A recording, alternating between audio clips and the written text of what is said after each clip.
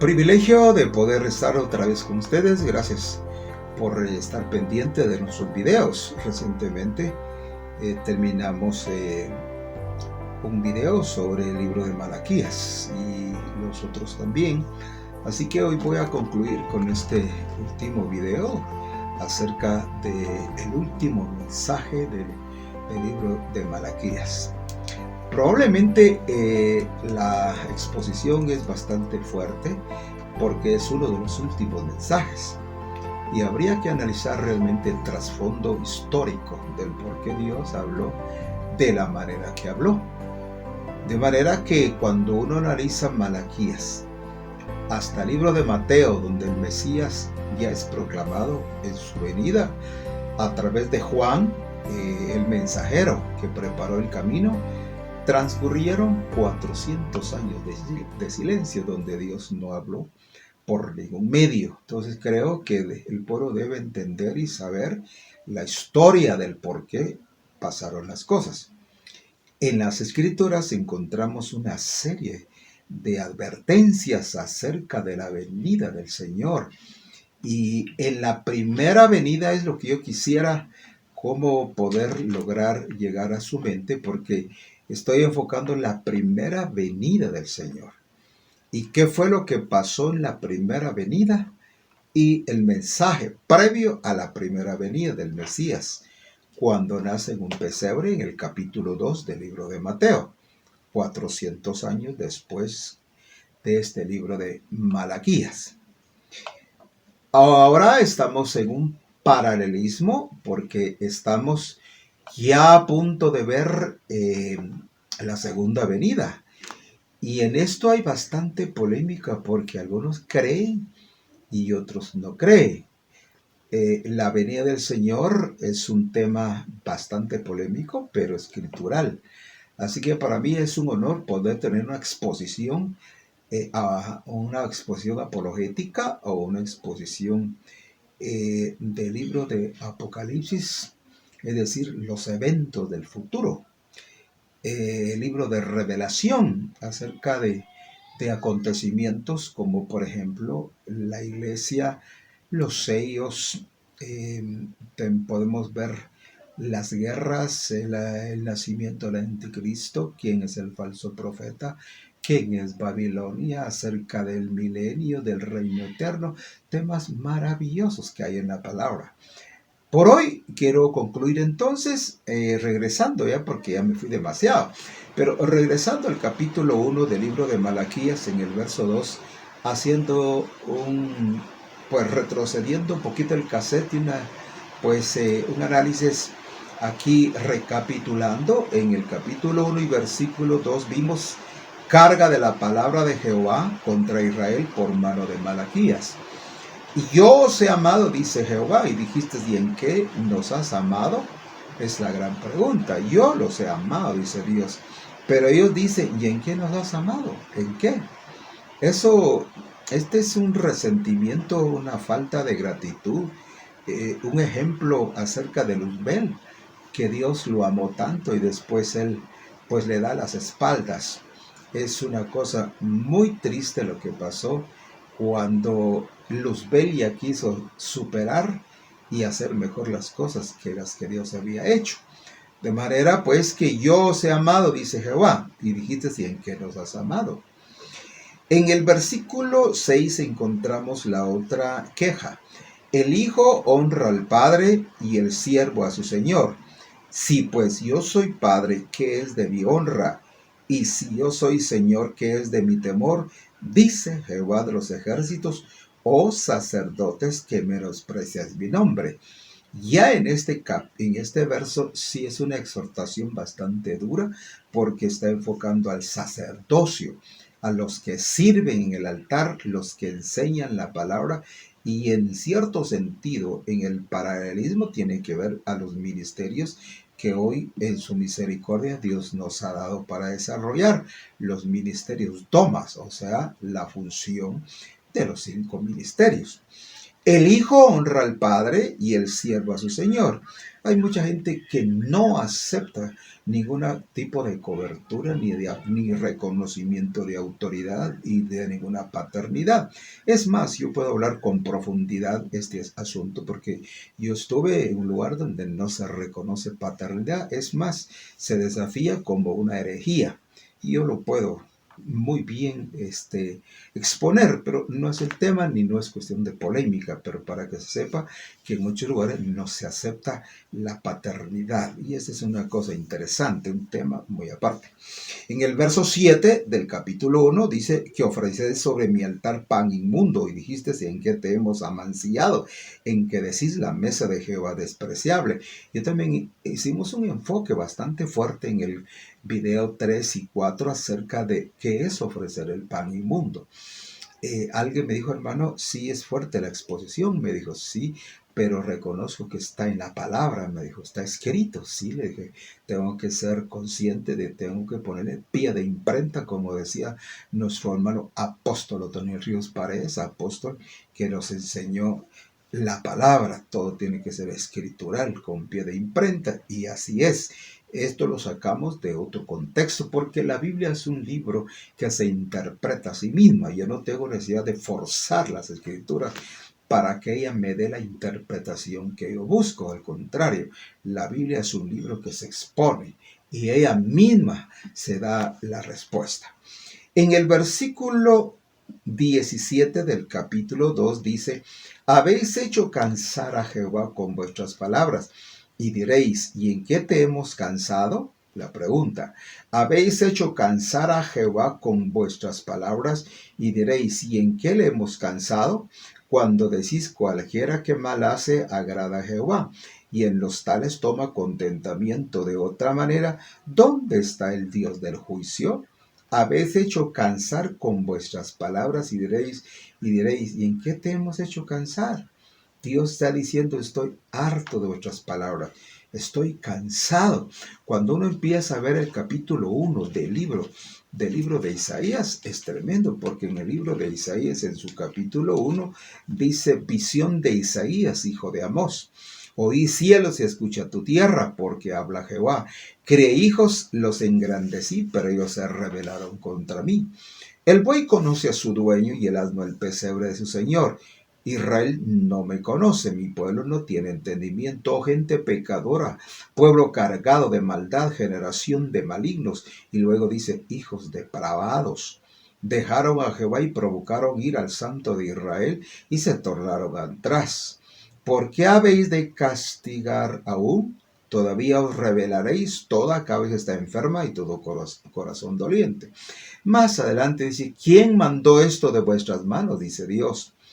El perfume me es abominación, la luna nueva, sábados, el convocar asambleas.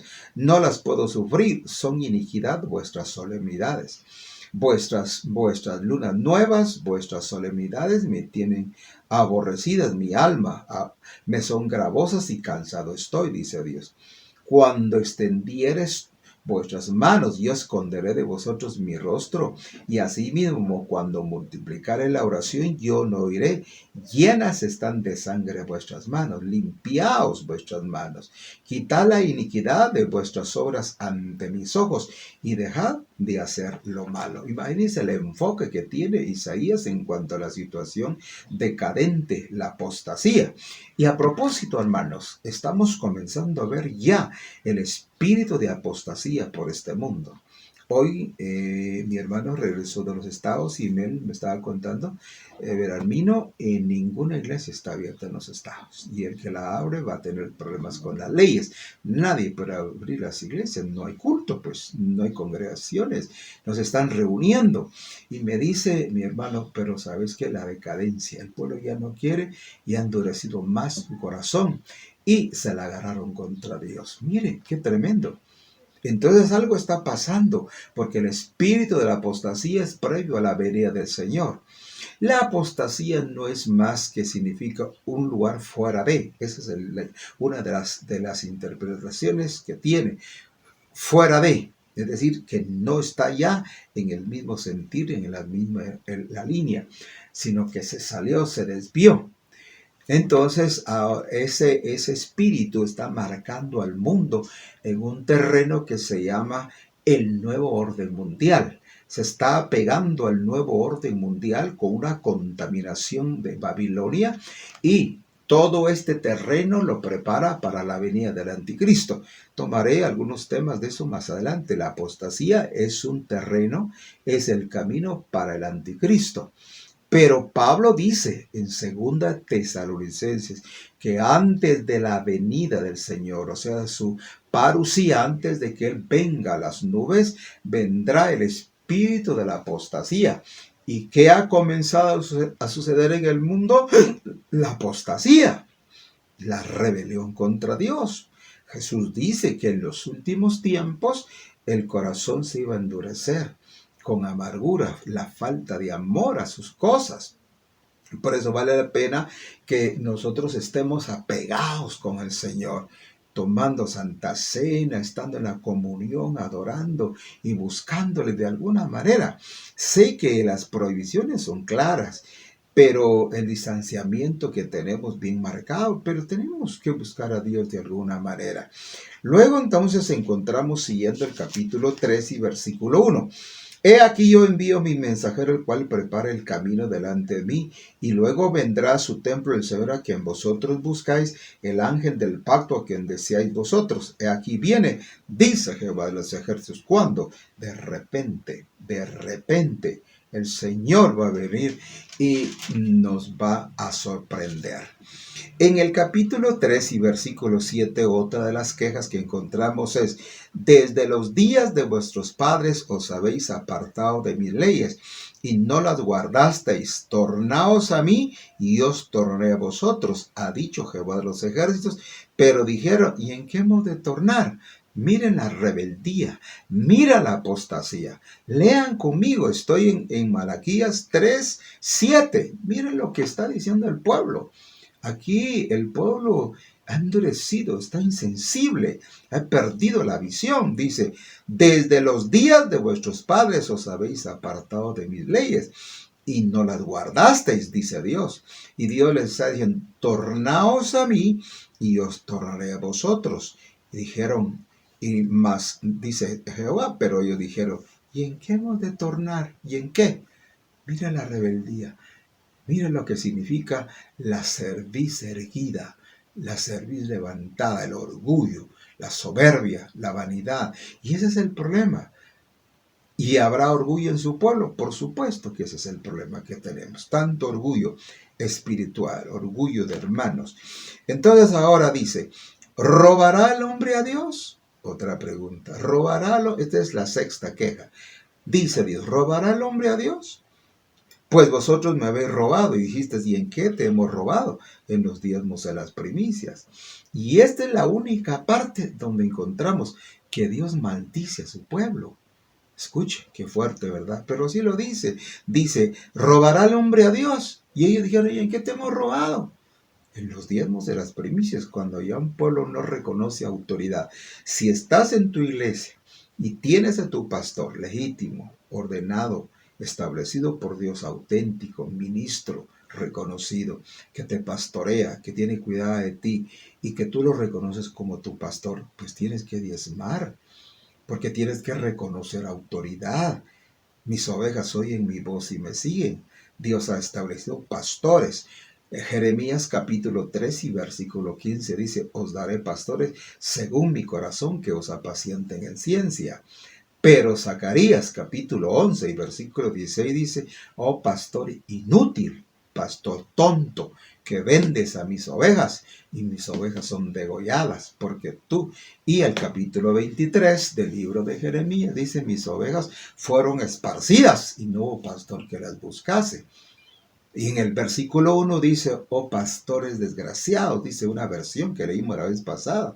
La NBD es una versión bastante fuerte, porque no cumplieron su función.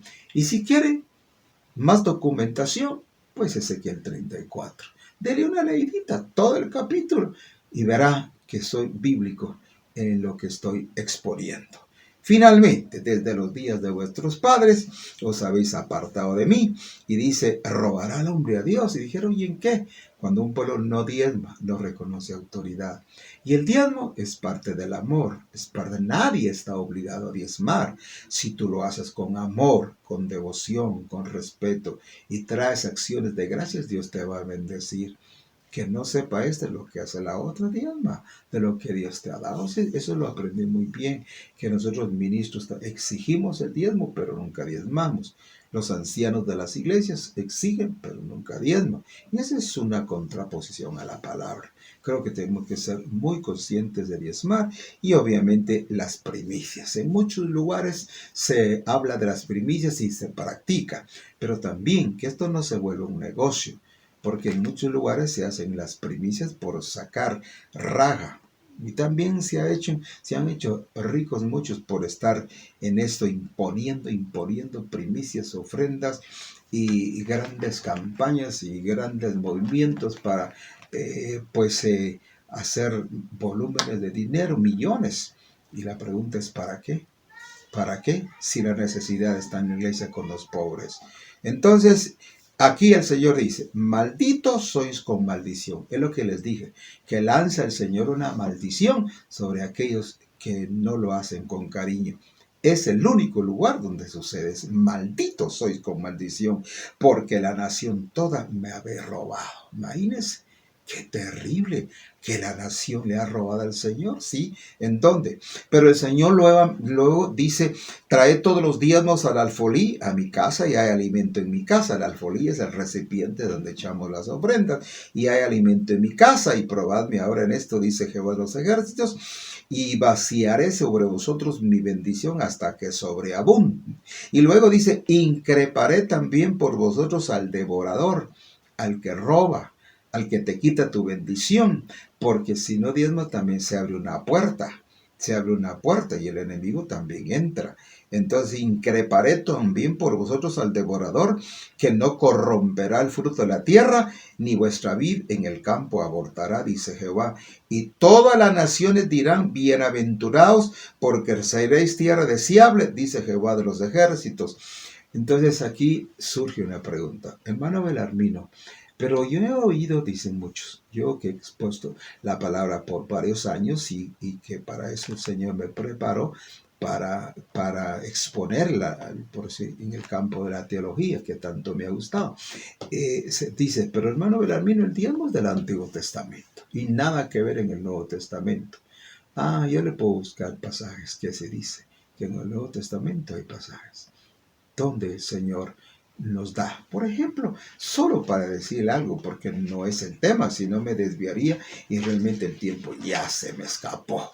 Entonces, en el capítulo 7, por ejemplo, del libro de Hebreos, interesante lo que dice.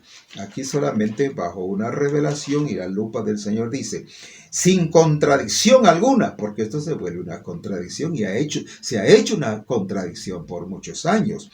Sin contradicción alguna, lo que es menos bendecido de lo que es más. Aquí ciertamente, aquí, en el tiempo que vivo, los hombres mortales toman los diezmos, los ministros son mortales, mas ahí de aquel del cual está dando testimonio que vive. ¿Y quién es el que vive? El Señor Jesús. Es decir, cuando se le obedece al Señor, porque realmente el diezmo y las ofrendas no son para el ministro, para enriquecerlo. No, el diezmo es para la casa. Y el ministro se encarga de administrar eso. Por eso hay ministros del Espíritu de Dios que tienen tanta sabiduría que Dios les ha dado, ponen un administrador de las ofrendas y los diezmos. Ellos son los que ministran y bien administrado Dios lo multiplica. Pero Dios dice, Dios le da a los hombres mortales, pero es ahí el que vive. ¿Y quién es el que vive? El Señor Jesús, el sumo sacerdote, en el cual nosotros le damos al Señor lo que es de Dios. Aquí se cumple que dad a César lo que es de César y a Dios lo que es de Dios. Bueno, dejemos ahí. Tiempo se me fue. Termino con esto. Entonces todas las gentes dirán, bienaventurados, porque seréis tierra deseable, dice el Señor. Y luego finalmente la séptima queja dice, vuestras palabras han prevalecido contra mí, dice Dios. Y dijiste, ¿y en qué hemos hablado contra ti? en que habéis dicho, por demás es servir a Jehová. Es lo que está pasando ahora. Por demás se sirve a Dios, ¿para qué? ¿Qué importancia? Eso no vale la pena ya. Entonces dice aquí, por demás que aprovecha de guardaros su ley y que andemos delante de Jehová. Decimos pues ahora que bienaventurados los soberbios y también los que hacen impiedad y son prosperados, bien que tentaron a Dios y escaparon.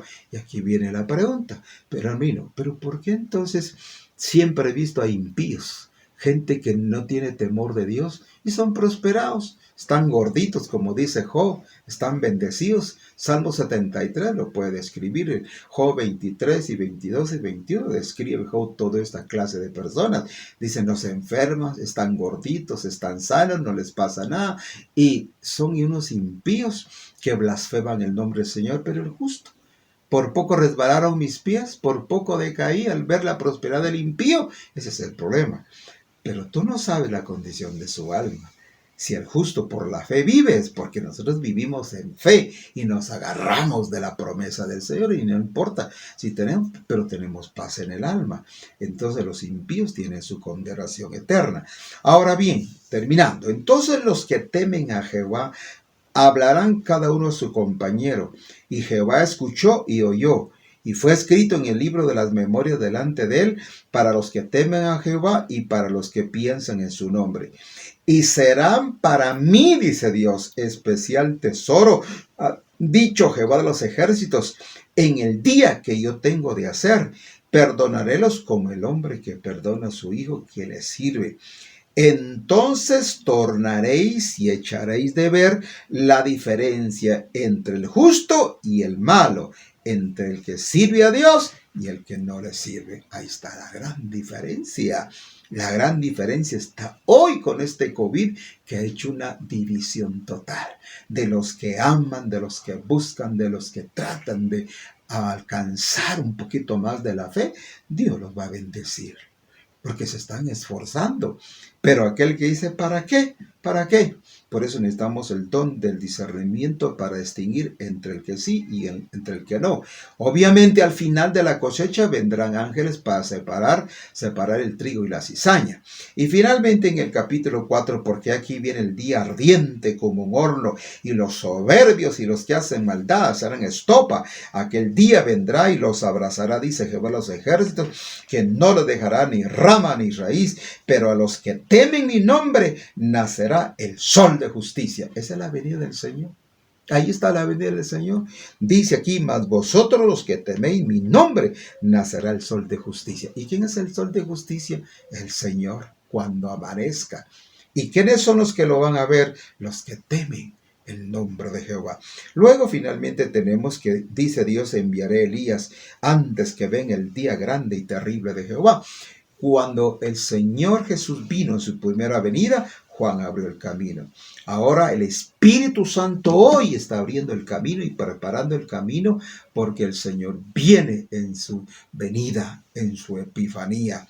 Pero antes de que el Señor venga, vendrá el espíritu de Elías otra vez. ¿Y para qué, hermano mío?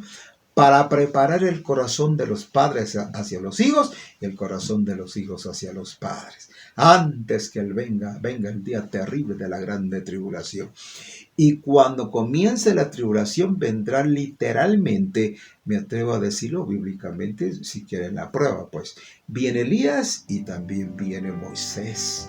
¿Y por qué lo afirmo? Porque en el libro de Apocalipsis los dos testigos, los dos olivos, los que tienen el aceite santo, cuando nos habla en el capítulo 11 del libro de Apocalipsis, dice aquí, estos dos tienen potestad, el uno de cerrar el cielo, que no llueva en los días de su profecía. ¿Quién fue? Elías. Y luego dice, tiene poder sobre las aguas para convertirlas en sangre y para herir la tierra con toda plaga cuantas veces quisiere. ¿Quién es? Moisés. Y lo podemos ver bíblicamente, pero hoy se me acabó el tiempo. Que Dios los bendiga. Es una bendición estar con ustedes y que Dios nunca les hará falta el pan en la mesa. Y bendigo tu salida y tu entrada y bendigo tu familia. Gracias por tu atención. Hasta pronto.